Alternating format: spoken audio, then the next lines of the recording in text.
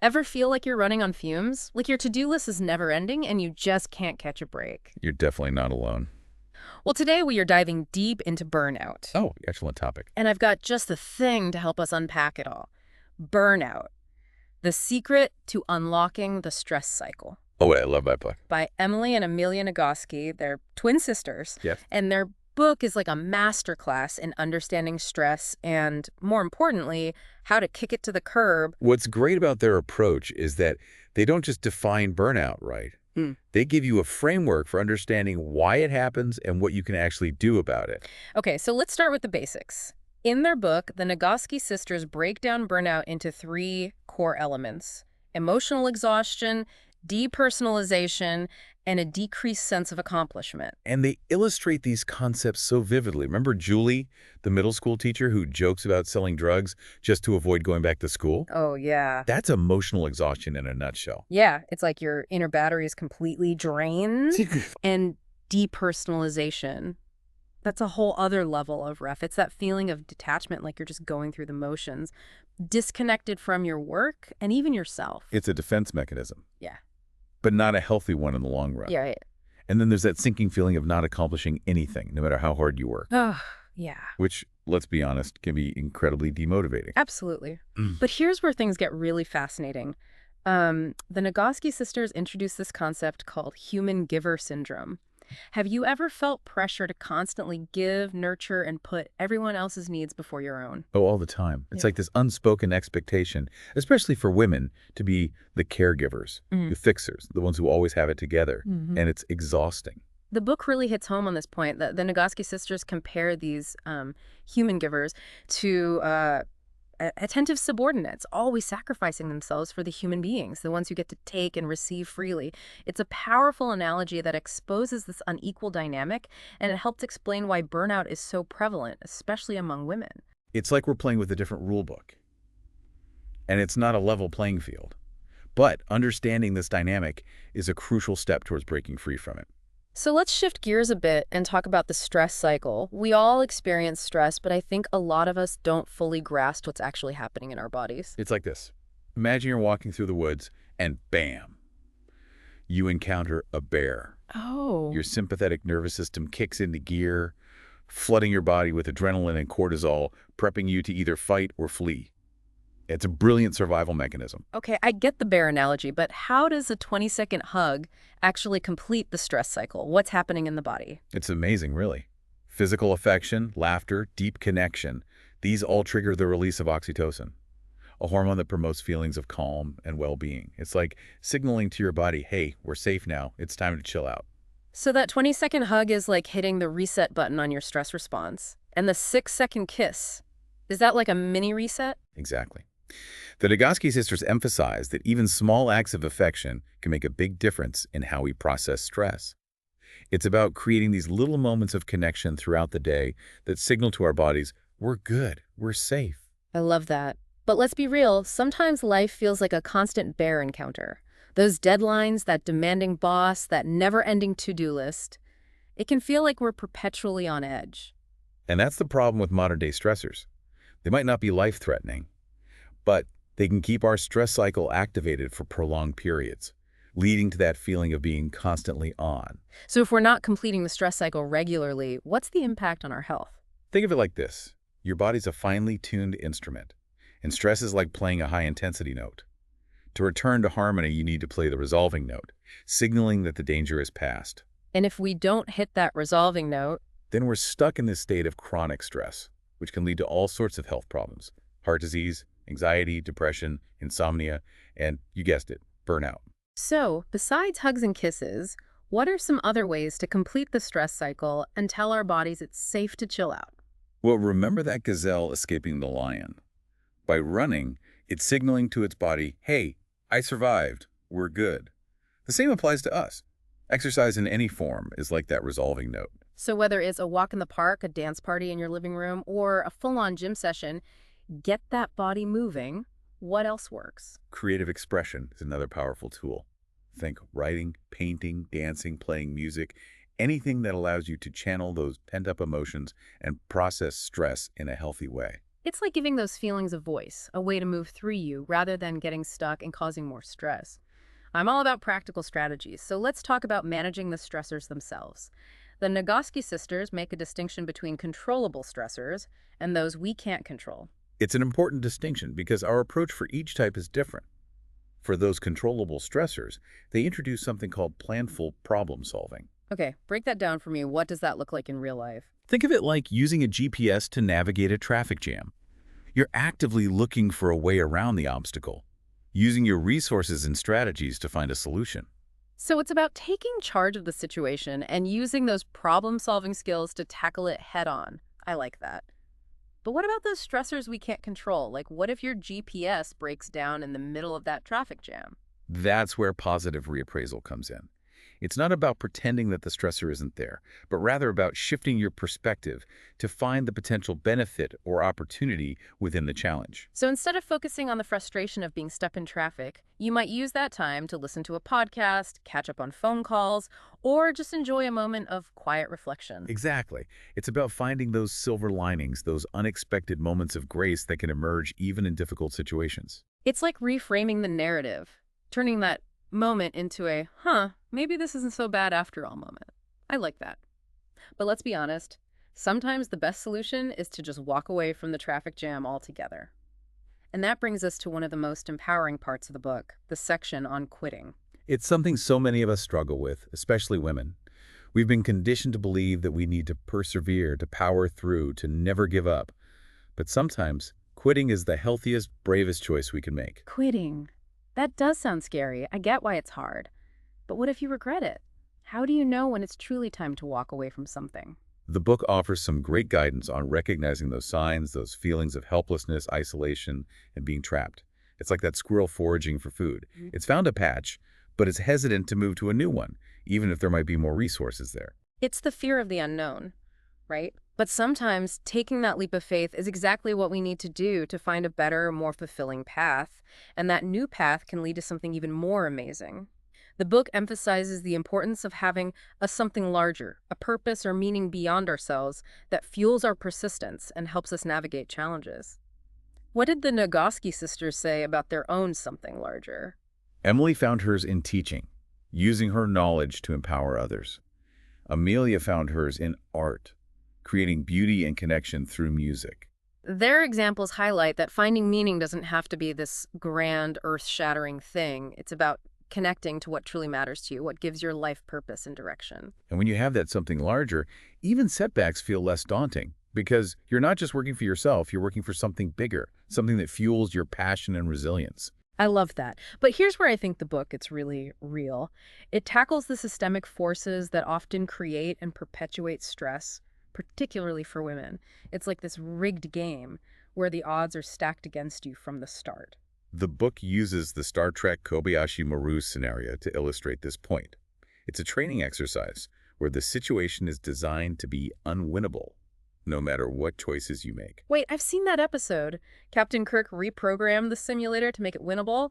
But I guess the point is that in real life, we can't always reprogram the game, right? Exactly. The idea is to test your character, how you handle pressure when the system is working against you.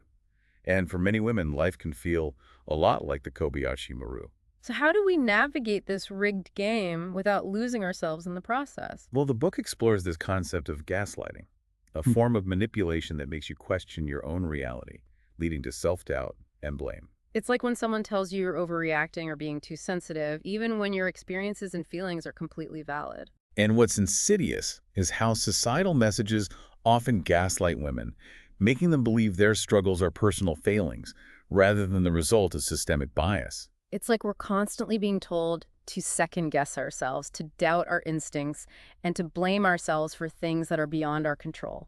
And remember that concept of human giver syndrome we talked about earlier. It plays right into this rigged game. Because we're conditioned to believe we should be accommodating, self-sacrificing, and never complain. Exactly.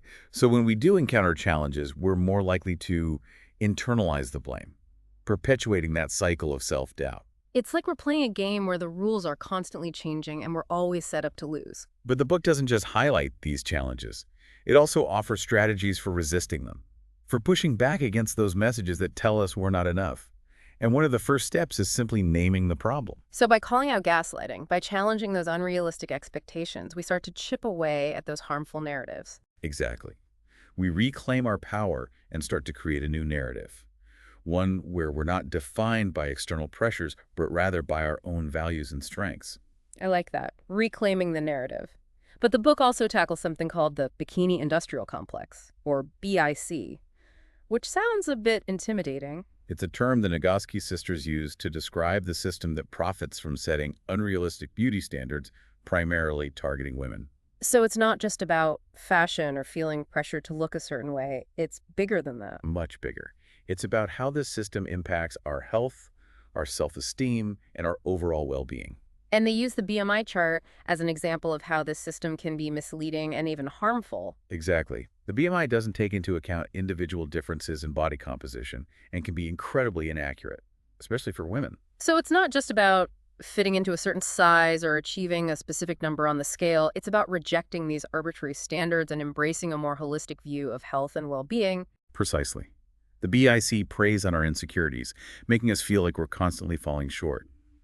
But by recognizing its tactics, we can start to dismantle its power over us. This is all so insightful. But amidst all these challenges, the book offers a ray of hope, the power of connection. Connection isn't just a feel-good concept. It's a biological need that's essential for our survival and well-being. Did you know that social isolation increases the risk of early death by 25–30%? That's huge. Wow. 42% for rest, 25–30% for social isolation. These stats are really eye-opening. It makes you realize how critical connection truly is. But it's not just about being surrounded by people, right? It's about the quality of those connections. Exactly. It's about feeling seen, heard, and understood. It's about having those people you can truly be yourself with, those who support you, challenge you, and make you feel like you belong. And that brings us to trust, a fundamental element of genuine connection. The Nagoski sisters use a cute little analogy to explain this, the cupcake analogy. You have a dozen cupcakes and decide to share half of them with someone you trust.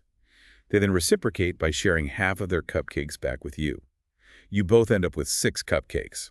A win-win situation. I love that analogy. It highlights how trust and reciprocity lead to mutual benefit. You're willing to be vulnerable because you believe the other person will have your back. And when you have that kind of trust, you can share your difficult feelings without judgment or fear of rejection. You know that the other person will hold space for you, allowing you to process those emotions and move through them in a healthy way. Okay, before we move on, I want to rewind a bit and talk more about this concept of separate knowing versus connected knowing. This is something that really resonated with me, but I think it could use a bit more unpacking. Can you refresh our memory on what those terms mean? Sure. Separate knowing prioritizes objective analysis and critical thinking, while connected knowing emphasizes empathy and understanding another's perspective. So it's not about one being better than the other. Both are valuable, but women are often socialized to prioritize connected knowing, putting themselves in others' shoes and trying to understand their experiences. Which, while admirable, can lead to burnout if not balanced. It's like constantly absorbing everyone else's emotions without giving yourself space to process your own. That makes so much sense. I've definitely experienced that feeling of emotional overload from taking on everyone else's stuff. But the book introduces another fascinating concept, the Uber bubble. Can you explain what that is? Imagine singing in a choir, playing on a team, or even watching a movie with an enthusiastic crowd. You experience this sense of unity and belonging, where individual identities momentarily transcend to create a sense of collective joy and purpose. That's the Uber bubble. You know, I felt that at a concert recently. Everyone was singing along, total strangers, but it felt so connected. Have you ever experienced that? Absolutely. It's a powerful reminder that we're not meant to go through life alone. We're wired for connection and belonging, and those shared experiences can be incredibly uplifting and energizing. It's like tapping into a collective energy source, a sense of shared humanity that transcends our individual differences. And the book argues that the Uber bubble is more than just a fun experience. It can actually increase cooperation and altruism within a group. Really? So experiencing that sense of connection can actually make us more likely to help each other. I love that. Think of toddlers bouncing in sync with each other. They're more likely to help each other later on than those who bounce asynchronously. It's fascinating how these seemingly small moments of shared rhythm can have such a profound impact on our behavior. It's like this invisible force that brings us together and reminds us that we're all in this together. I love that. But speaking of things we often overlook, let's talk about rest. Ah, rest. the unsung hero of well-being. In a culture that glorifies busyness and productivity, it can feel almost wrong to prioritize rest. We're constantly bombarded with messages that tell us we need to be doing more, achieving more, and striving for more. But the book challenges those notions, reminding us that rest isn't selfish, it's essential. It's an act of self-care and resistance against the forces that are trying to drain us. Wait, 42% of our time resting? That seems impossible. How do they suggest we actually achieve that? I know, right? It's a big number, but it's backed by science. The book encourages us to explore ways to incorporate more rest into our lives, even if it's just 5 minutes here and there. So those little pockets of rest throughout the day can make a big difference in our ability to cope with stress. Absolutely. And remember, rest isn't just about sleep. It's about giving yourself permission to pause, to disconnect, and to simply be. It's about reclaiming our time and energy, pushing back against the pressure to constantly be on. And when we prioritize rest, we're not just taking care of ourselves. We're modeling healthy boundaries for others, giving them permission to do the same. It's about creating a culture where rest is valued, where self-care is normalized, and where people feel empowered to prioritize their well-being. I love that. So rest is not just essential for our own well-being, it's also an act of rebellion against the cult of busyness. Exactly. And that rebellion can be incredibly empowering. This has been so insightful. I'm already feeling more equipped to tackle burnout. But before we wrap up this part of our deep dive, I want to touch on one last concept: growing mighty. It sounds pretty epic. It is epic. It's about healing, building resilience, and learning to overcome obstacles, even when the odds feel stacked against you. So it's about finding that inner strength, that unwavering belief in ourselves, even when the world feels challenging or unfair. Exactly. And a big part of growing mighty is confronting our own self-criticism, that inner voice that tells us we're not good enough, smart enough, or worthy enough. Ugh, that inner critic can be brutal. How do we quiet that voice and start to cultivate more self-compassion? The book encourages us to identify our own madwoman, or inner critic, and to challenge its negative messages. It's about learning to treat ourselves with the same kindness and compassion we would offer a friend. So it's about recognizing that we're all works in progress, perfectly imperfect in our own unique ways. Exactly. And that self-compassion, that radical acceptance of ourselves, can be incredibly liberating. It allows us to show up in the world with more authenticity and vulnerability. This is all so powerful. I'm already feeling a shift in my perspective. I can't wait to dive into the next part of our deep dive and explore these concepts even further. But for now, I think it's time for a well-deserved rest break. Join us for part 2, where we'll continue our exploration of burnout and discover even more strategies for unlocking the stress cycle. Welcome back. It's great to continue this deep dive with you. I'm eager to hear what's resonating with you so far from the book Burnout. What stood out to you the most? It's amazing how much we've already unpacked. The concept of completing the stress cycle is a total game changer for me, and that human giver syndrome. So eye-opening. But honestly, what's really sticking with me is this idea of quitting. The Nagoski sisters make a really compelling case for why it's not always a bad thing. It goes against everything we've been taught. Right. But sometimes quitting is the most self-loving, courageous choice we can make. I think for a lot of us, it's that fear of regret, like, what if I quit and then realize I made a huge mistake? It's understandable to feel that way, but the book emphasizes the importance of listening to your inner voice, that quiet intuition that tells you, this isn't right for me anymore. It's about trusting your gut, even when it's telling you to do something that feels scary or unconditional. Exactly. And remember, quitting doesn't have to mean giving up on your dreams altogether. It might just mean shifting gears, finding a new path that's more aligned with your values and goals. Sometimes a detour can lead to an even more beautiful destination. But what about those times when we feel lost or disconnected from our purpose? What if we don't even know what our something larger is? The book offers a simple yet powerful piece of advice for those moments. Just do a thing. Okay, that sounds a bit cryptic. Can you elaborate on that? It could be as simple as making your bed, going for a walk, or reaching out to a friend. The key is to break that cycle of inaction and remind yourself that you have agency. So it's about taking action, even small actions, to shift out of that feeling of helplessness. Precisely. And those small actions can lead to bigger shifts, helping you reconnect to your purpose and rediscover your something larger. It's like taking a step in any direction can sometimes be enough to get you moving toward where you need to be. Exactly. And remember, finding meaning isn't a one-time event. It's an ongoing process of exploration and engagement. So it's about staying curious, trying new things, and paying attention to what sparks joy and purpose within you. The Nagoski sisters emphasize that meaning doesn't have to be grand or world-changing. It can be found in the everyday moments, in the connections we forge, and in the simple act of living a life that feels authentic and aligned with our values. And it can be as simple as connecting with your inner child, embracing your passions even if they seem geeky or unconventional. Absolutely. Remember, the things that bring you joy are often the things that fuel your resilience. It's about giving yourself permission to be fully yourself, quirks and all. But, as we discussed earlier, there are forces at play that can make it challenging to live authentically, to connect to our purpose, and to simply exist in the world without feeling judged or inadequate. It's important to remember that we're not alone in these struggles. The book really shines a light on the systemic issues that contribute to burnout, particularly for women. Those feelings of being stuck in a rigged game, being gaslighted, and facing pressure to conform to unrealistic standards. It's about acknowledging how these forces can wear us down, making it even harder to prioritize our well-being. But the book doesn't just present the challenges. It also offers ways to resist them, to push back against the messages that tell us we're not enough. And one of the most powerful acts of resistance is simply naming the problem.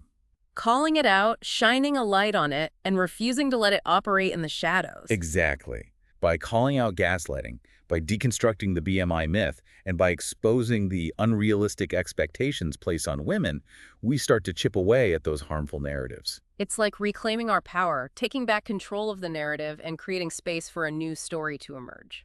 A story where we're not defined by external pressures, but rather by our own values, strengths, and authentic selves. Sometimes that authenticity shows up in the most unexpected ways, right? Absolutely. It could be embracing your love of Star Trek, rocking a bold red mini dress, or simply saying no to something that drains your energy. It's about finding those things that bring you joy, that make you feel alive, and refusing to let anyone dim your shine. And speaking of shining, the book highlights how our passions, even those that seem geeky or unconventional, can be sources of strength and resilience. I love that. It's like those things that make us unique, that set us apart from the crowd, are often the things that connect us to our truest selves. And those connections can be incredibly powerful, reminding us that we're not alone in our quirks and interests. There's a whole community of like-minded folks out there waiting to embrace us just as we are. It's like finding your tribe, your people, those who get you on a soul level. And those connections can provide a sense of belonging and validation that can be incredibly healing and empowering. So it's not just about rejecting those external pressures. It's also about finding those spaces, those communities where we feel safe to be ourselves. And remember, those spaces can exist both online and offline. It could be a book club, a hiking group, and an online forum, or simply a group of friends who gather regularly to share their passions. The book also emphasizes the importance of reconnecting with our bodies. It's about shifting from that critical external gaze to a more nurturing internal awareness. Imagine treating your body like you would a beloved child. You wouldn't starve it, deprive it of sleep, Yeah. or constantly berate it for not being perfect. Right. It's a radical concept for many of us, especially those who've internalized the messages of diet culture and the BIC. But the book invites us to challenge those harmful narratives and to cultivate a more loving and accepting relationship with our bodies.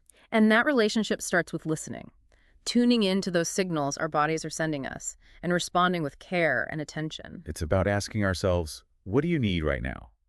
And honoring those needs without judgment or shame. Do you need rest, nourishment, movement, connection? And sometimes those needs might seem contradictory. Like sometimes I crave both connection and solitude. How do you navigate those seemingly conflicting needs? It's about finding that balance, that sweet spot where you're honoring both your need for connection and your need for space. It's like listening to the whispers of your soul and trusting that inner wisdom. And it's about recognizing that those needs might shift and change, depending on the day, the situation, and what's going on in your life. It's about giving ourselves permission to be flexible, to adjust, and to prioritize what feels right in each moment. It's about embracing that beautiful messiness of being human. Exactly. And by prioritizing our body's needs, we're not just taking care of our physical health, we're nurturing our emotional and mental well-being as well. It's all connected, right? Our bodies, our minds, our spirits, they're all part of this intricate web of being. Precisely. And that interconnectedness extends beyond our individual selves.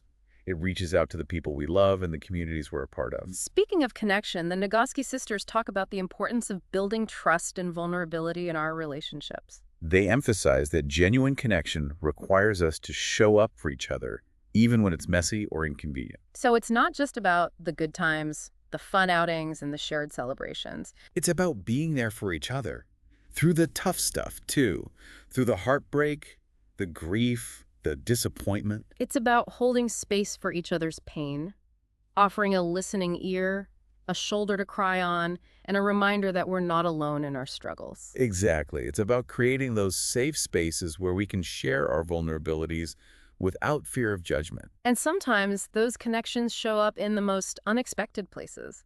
I remember reading about Emily and Amelia's chance encounter with a woman at a department store. Yes, the woman was wearing a Star Trek uniform and feeling a bit self-conscious about it. But Emily and Amelia, being fellow Trekkies, immediately connected with her.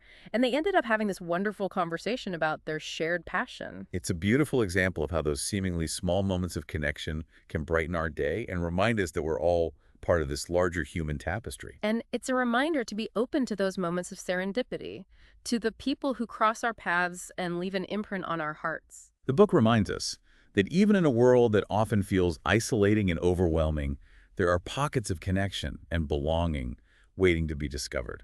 And sometimes those spaces are created through shared experiences, like singing in a choir or working together towards a common goal.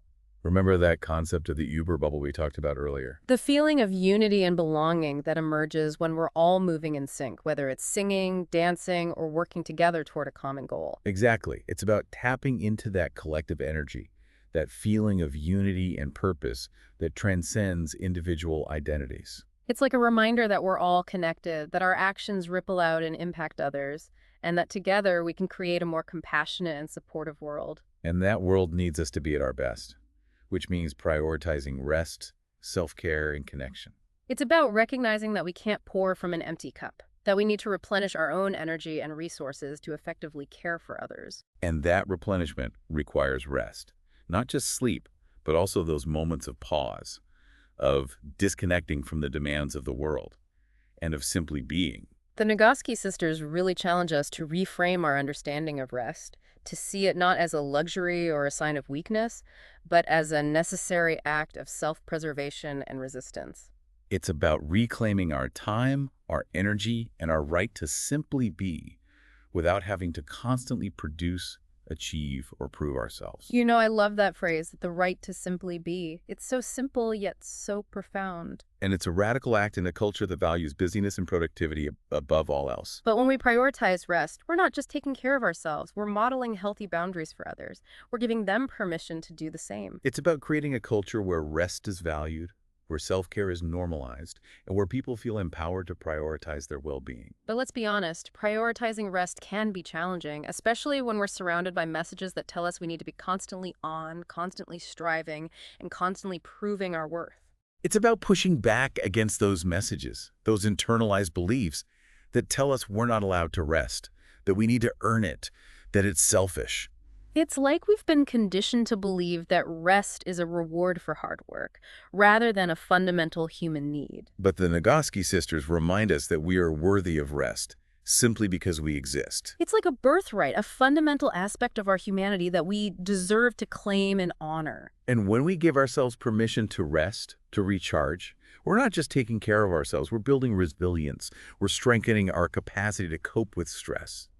And we're showing up in the world as our most authentic, vibrant selves. It's like giving ourselves the gift of renewal so we can show up for ourselves, for our loved ones, and for the world with more energy, compassion, and presence. And that authenticity, that willingness to be fully ourselves, is a powerful force for change. It's about embracing our quirks, our passions, and our unique perspectives, and refusing to let anyone dim our shine. The book celebrates the strength and resilience of women, reminding us that we're not broken, we're not weak, and we're not alone. And it's a reminder that we have the power to change the rules of the game, to create a more just and equitable world where everyone can thrive. And that change starts with each of us, with the choices we make every day to prioritize our well-being, to connect with others, and to live a life that feels meaningful and aligned with our values. It's about remembering that we are powerful, we are worthy, and we are capable of creating the life we desire.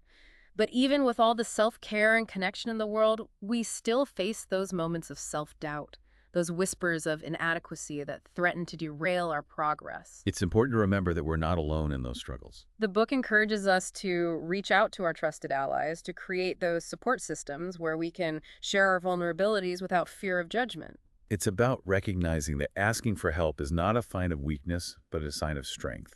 A recognition that we don't have to go through life alone. And when we allow ourselves to be supported, to be held by those who love and care for us, we create space for healing, growth, and the emergence of our most authentic selves. It's about remembering that we are worthy of love, kindness, and support, regardless of our flaws or perceived shortcomings. And that's the beauty of the human experience. We're all in this together, messy and imperfect, but capable of incredible resilience, growth, and connection. And when we tap into that collective power, when we support each other, and when we prioritize our well-being, we create a world where everyone can thrive. A world where burnout becomes a relic of the past, and where we can all show up as our most authentic, vibrant selves. It's a beautiful vision, and it's one that I believe is within our reach. But creating that world requires us to embrace our full humanity with all its complexities and contradictions. It's about recognizing that we're not perfect, and that's okay. It's about giving ourselves permission to make mistakes, to have bad days, and to still be worthy of love and belonging. It's about letting go of the need to control everything and embracing the messy, unpredictable nature of life. And sometimes that embrace involves a healthy dose of humor. Absolutely. It's about finding that balance between acknowledging the serious stuff and not taking ourselves too seriously. The book reminds us that it's okay to laugh, to be silly, and to embrace the lighter side of life. And sometimes a good belly laugh is the best medicine, a way to release tension, to shift our perspective, and to remind ourselves that even in the midst of chaos, there's always something to smile about. I think that's what I love most about this deep dive so far. It's not just about surviving, it's about thriving. It's about finding those pockets of joy, those moments of connection, and those sparks of meaning that make life feel rich and fulfilling. It's about embracing our full humanity and recognizing that we are worthy of love, of rest, and of a life that feels aligned with our truest selves. This is a journey worth taking, wouldn't you say? Absolutely. And the best part is, we don't have to take it alone. We have each other, we have amazing resources like this book, and we have the power within ourselves to create the life we desire. This has been such an incredible conversation. I feel like we've only just scratched the surface of this book, but I'm already feeling so much more empowered and hopeful. But I think it's time for a well-deserved rest break. Join us for part 3, where we'll wrap up our deep dive into burnout and discover even more strategies for creating a life that feels aligned with our truest selves. Welcome back to our deep dive into burnout. We've covered a lot of ground, from the stress cycle itself to human giver syndrome, and the importance of rest and connection. What are your final takeaways from this incredible book? It's been quite a journey, hasn't it? For me, one of the most impactful concepts is the idea of recognizing and challenging the rigged game. Yeah. It's so easy to fall into that trap of self-blame, thinking that if we just tried harder or were somehow better, we wouldn't be struggling. Right. But the Nagoski sisters remind us that sometimes it's not about individual effort. It's about recognizing those systemic barriers and unrealistic expectations that are often stacked against us. It's like trying to run a race where the finish line keeps moving further away. No matter how fast you run, you can never quite catch up. That's a great analogy. Yeah. And it's in those moments that we need to remember the power of connection. Right. Yeah. Knowing that we're not alone in these struggles, that there are others who understand, and that together we can create a more supportive and equitable world. It's like building a bridge across that chasm of isolation, connecting with those who see us, hear us, and validate our experiences. And that connection can be such a source of strength and resilience. It reminds us that even when the game feels rigged, we have the power to choose how we respond, how we care for ourselves, and how we show up in the world. And sometimes that showing up involves a healthy dose of self-compassion. Oh, absolutely. Right. Giving ourselves permission to be human, to make mistakes, to have bad days, and to still be worthy of love and belonging. It's like taking a deep breath and saying to ourselves, it's okay, I'm doing the best I can. I think that's one of the most powerful messages of this book, that we don't have to be perfect to be worthy of love and happiness. Yeah. It's about embracing our imperfections and recognizing that those imperfections are often what make us unique and interesting. This has been such an insightful deep dive. I feel like I have a whole new toolkit for navigating burnout and creating a more fulfilling life. What's one final thought you want to leave our listeners with? I'd encourage everyone to ask themselves, what is one small step I can take today to prioritize rest, to challenge my inner critic, or to nurture a connection that matters to me? Yeah. It doesn't have to be a grand gesture. Even small steps taken consistently can lead to incredible transformations. And remember, you're not alone on this journey. We're all in this together, stumbling and learning, growing and evolving, and creating a more compassionate and connected world, one small step at a time. Thank you so much for joining us on this deep dive into burnout. We hope you found these insights as valuable as we have. Until next time, keep exploring, keep connecting, and keep growing mighty.